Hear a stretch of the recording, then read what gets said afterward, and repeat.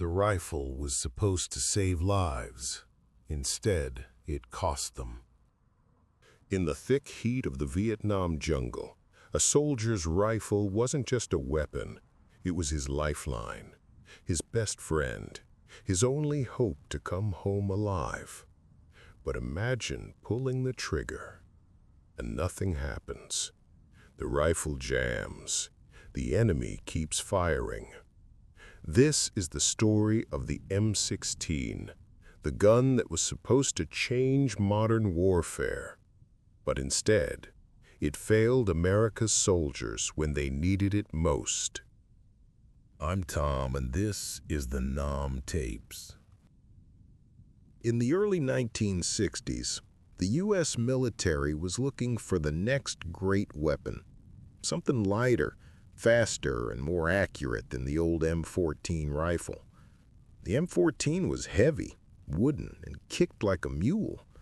In the dense Vietnamese jungle, soldiers needed something they could carry all day and fire on the move. Enter Eugene Stoner, an engineer who believed in innovation. He designed the AR-15, a sleek, lightweight rifle made of aluminum and plastic. The Air Force loved it, so did the Pentagon. But when the Army took over, everything changed. The rifle that went to war in Vietnam wasn't the same one Eugene Stoner designed. Not even close. Stoner's original AR-15 was clean, reliable, and fast. It fired with a powder that burned smooth, almost no residue. But when the Army took over production, they decided to make a small change, a change they thought wouldn't matter. They switched the gunpowder. Cheaper, dirtier, faster-burning powder. And that one decision, made in an office thousands of miles away, would decide whether a young man lived or died in the jungle. You see, that new powder caused carbon to build up faster.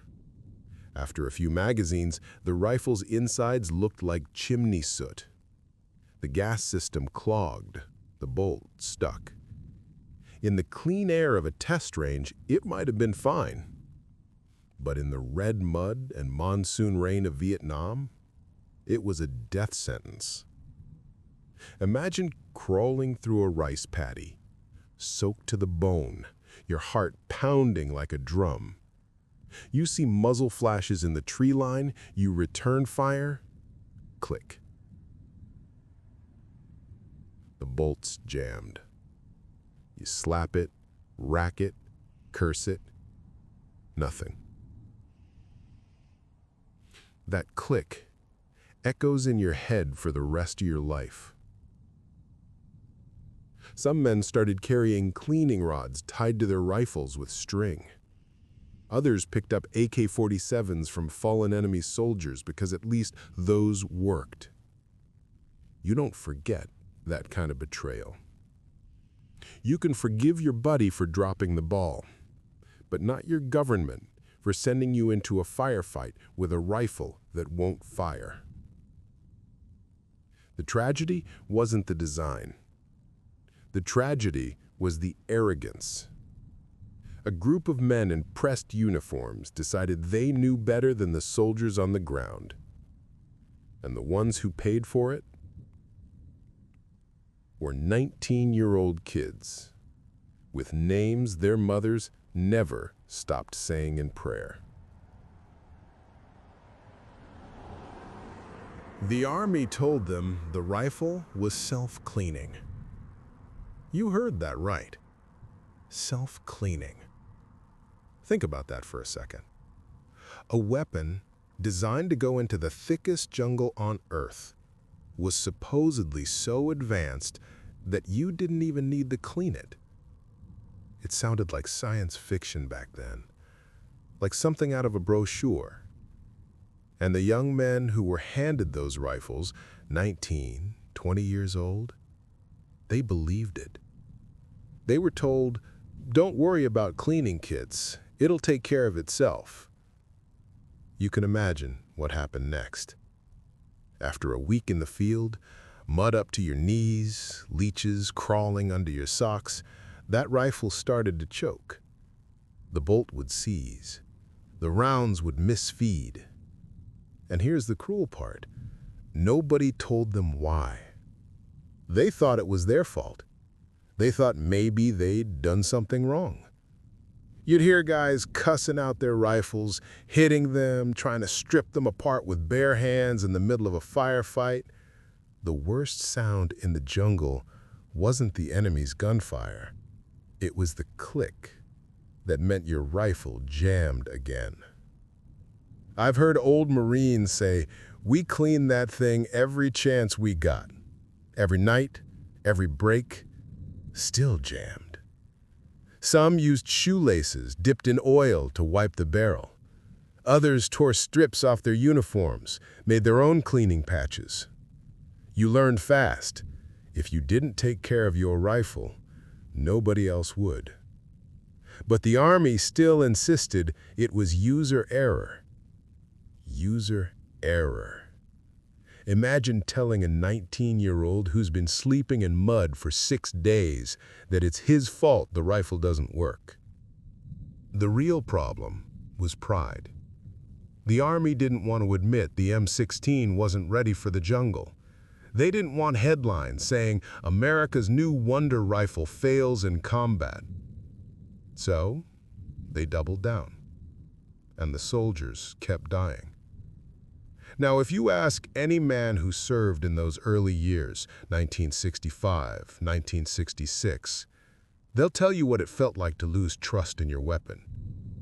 You'd be on patrol, sweating, listening to every sound. You'd grip that rifle, praying it would work when you needed it. And sometimes it did. Sometimes it didn't. That kind of fear, it changes a man.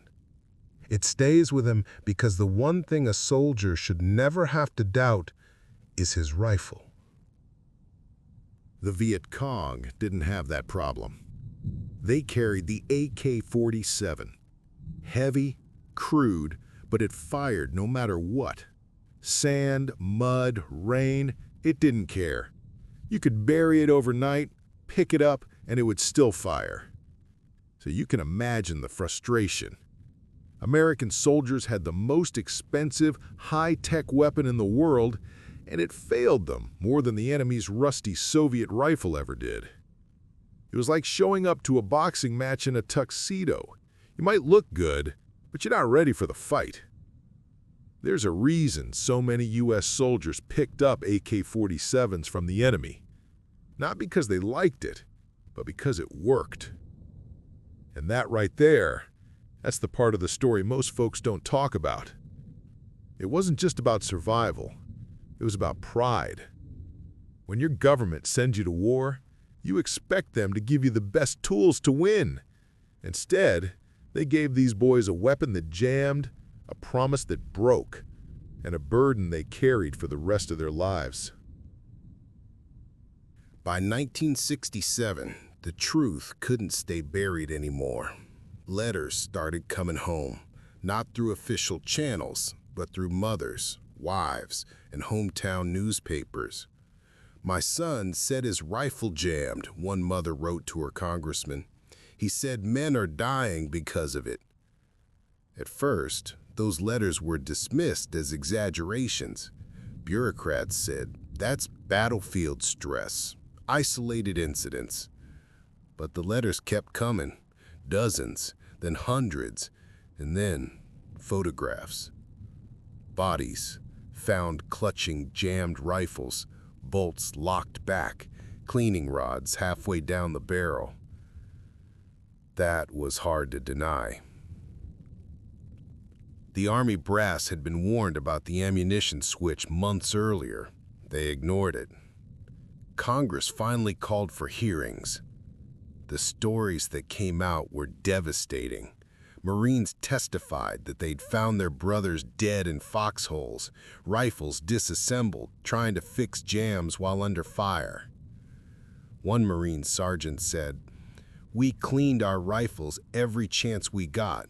They still jammed. And when they jammed, men died."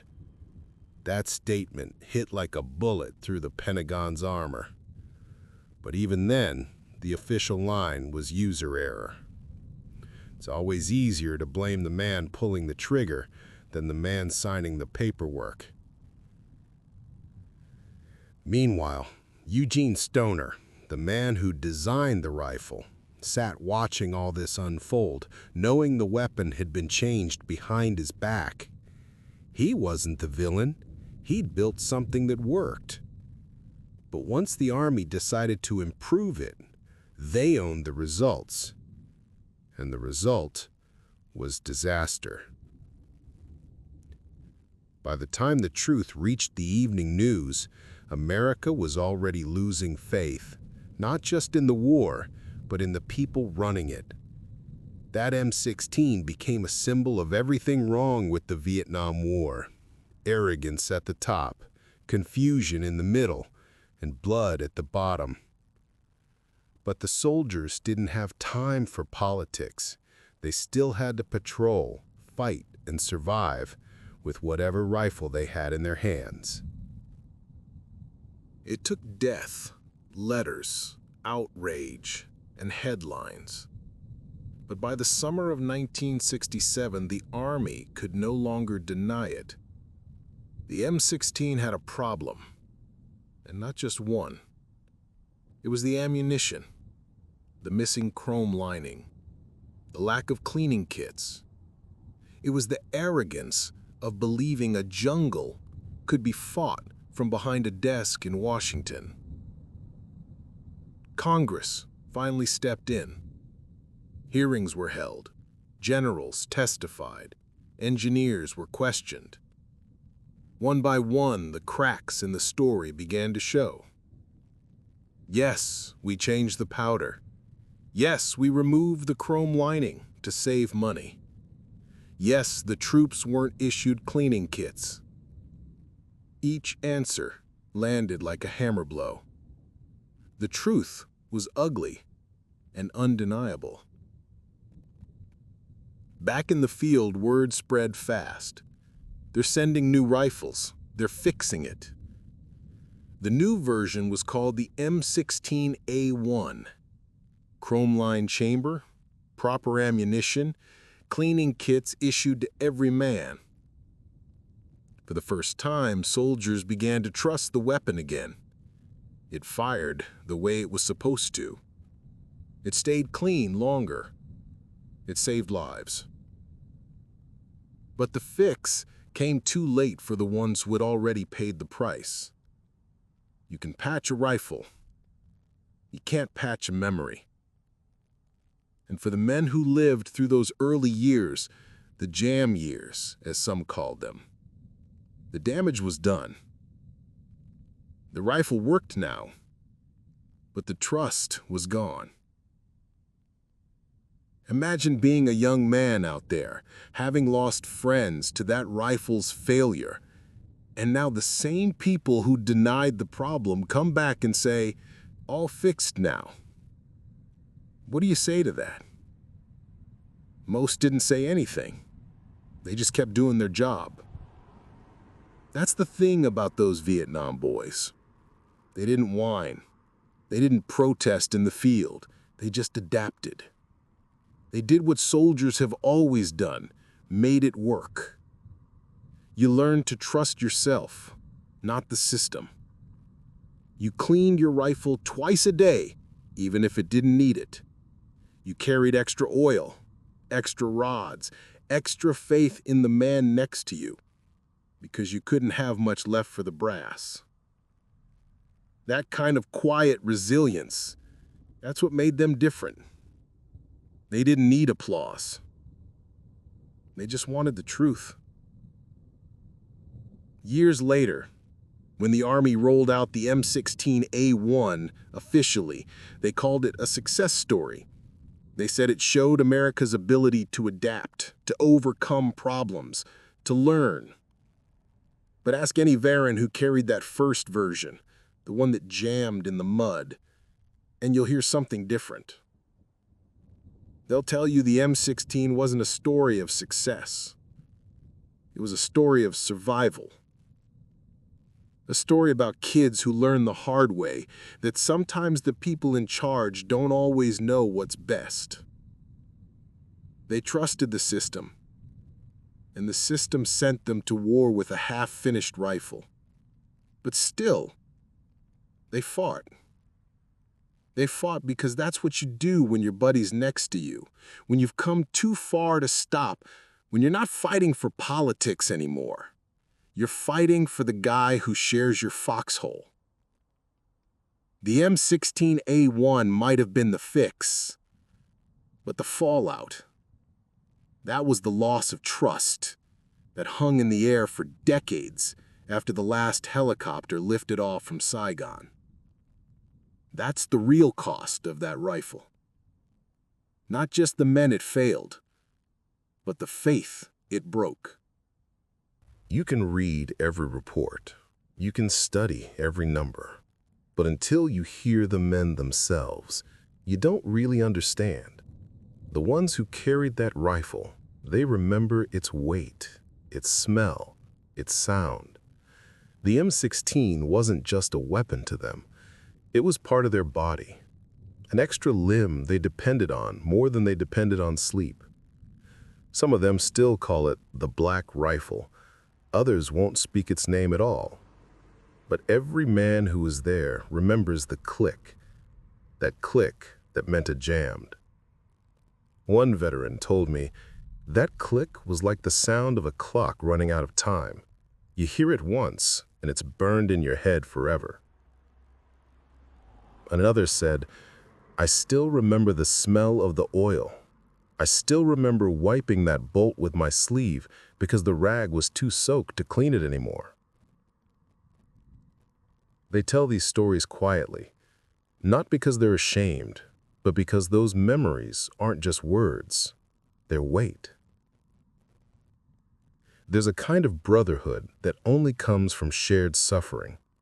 Guys who are in different units, different years, still talk the same way about the jungle. You could smell the rot before you saw it. You learned not to look too long at the faces of the guys you lost. You just kept moving. Some still keep a cleaning rod on a shelf at home, not as a trophy, as a reminder. A reminder of the day they realized their life depended on something that wasn't ready for war. You know, it's easy for folks today to forget what that era felt like. There were no smartphones, no instant news, no veteran podcasts. If you had something to say, you wrote it down, or you just carried it inside you. A lot of these guys did exactly that. They carried it. Decades later, they still talk about the rifle, not because they hate it, but because it's a symbol of what they went through. One Marine said to me, "The rifle jammed, yeah, but we didn't. We didn't jam. We kept going." That line hit me hard. The rifle failed, but the men didn't. And that's the truth most people never hear. When you strip away the politics, the Pentagon reports, the headlines, what's left are young men trying to survive with whatever tools they were given. Sometimes that tool was broken. Sometimes it got them killed. But they carried it anyway, because that's what soldiers do. You can still find them at reunions, wearing faded unit patches, drinking coffee, telling half-funny, half-sad stories. They'll laugh about the heat, the rain, the rations. But when the rifle comes up, when someone mentions the M16, the laughter always quiets down. That's when the eyes go distant. Not because they're angry, because they remember. And remembering is heavier than carrying the rifle ever was. One man told me, it wasn't the noise that got to me. It was the silence after the click. That half second before you realize the enemy still had bullets, and you didn't.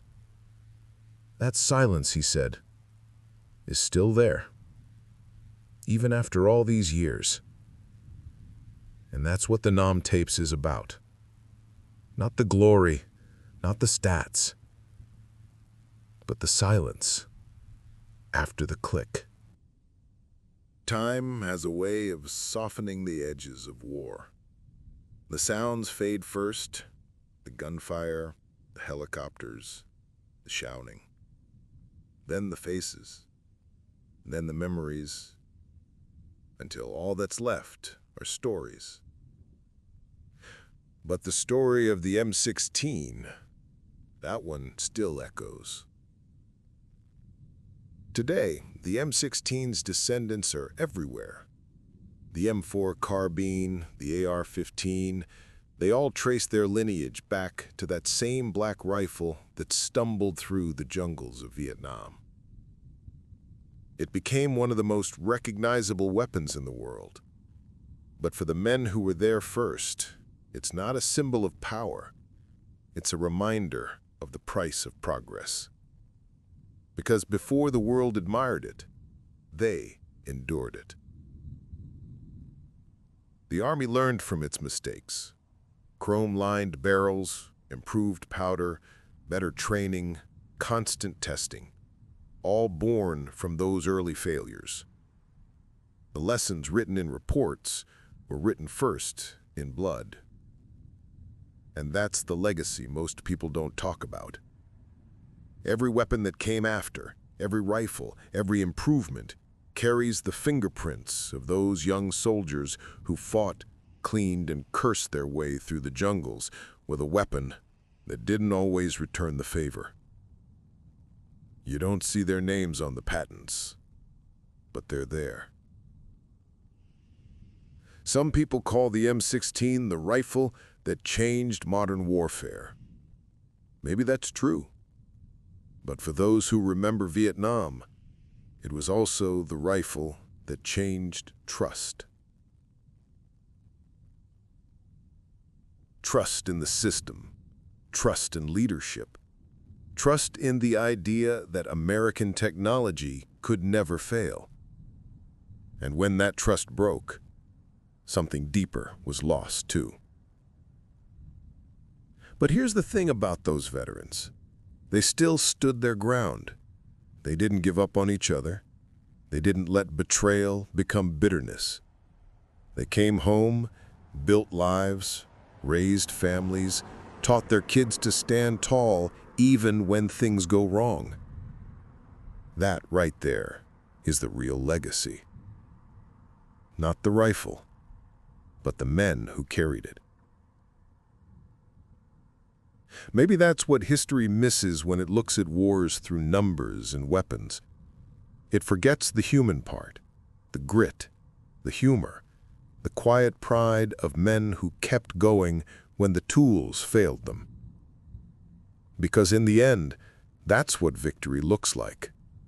Not medals or parades, but the simple act of surviving and remembering. The M16 might have started as a weapon of controversy, but through the hands of those who carried it, it became a lesson, one written not in textbooks, but in sweat and courage and silence. So next time you see one hanging on a wall, or in a movie, or behind glass at a museum, remember this. That rifle once jammed in the mud, and a 19-year-old kid in a foreign jungle kept fighting anyway. That's not just history. That's legacy. The war ended a long time ago. The rifles have rusted, the uniforms are folded away. But the memories, they're still alive. In the stories, in the reunions, in the quiet moments when a sound or a smell or a song from 1968 brings it all rushing back. If you served, or if you knew someone who did, then you already know that history doesn't live in museums. It lives in people, in you. This has been the Nam Tapes. Every story here comes from a time when boys became men, and men became memories, one day at a time, one step through the jungle at a time. Our mission isn't to glorify war. It's to remember it honestly. Because if we don't tell these stories now, someday there won't be anyone left who can. If this story spoke to you, if it reminded you of someone you knew, or a feeling you've carried all these years, I invite you to share it in the comments below. Tell us where you were. Tell us what you carried. Tell us what you remember. This channel isn't about views or algorithms. It's about building a place where the past still has a voice. And maybe, just maybe, the next time someone hears Vietnam, they won't just think of protests and politics. They'll think of you. Until next time, keep your rifle clean, your head down, and your memories close. This has been the Nam Tapes.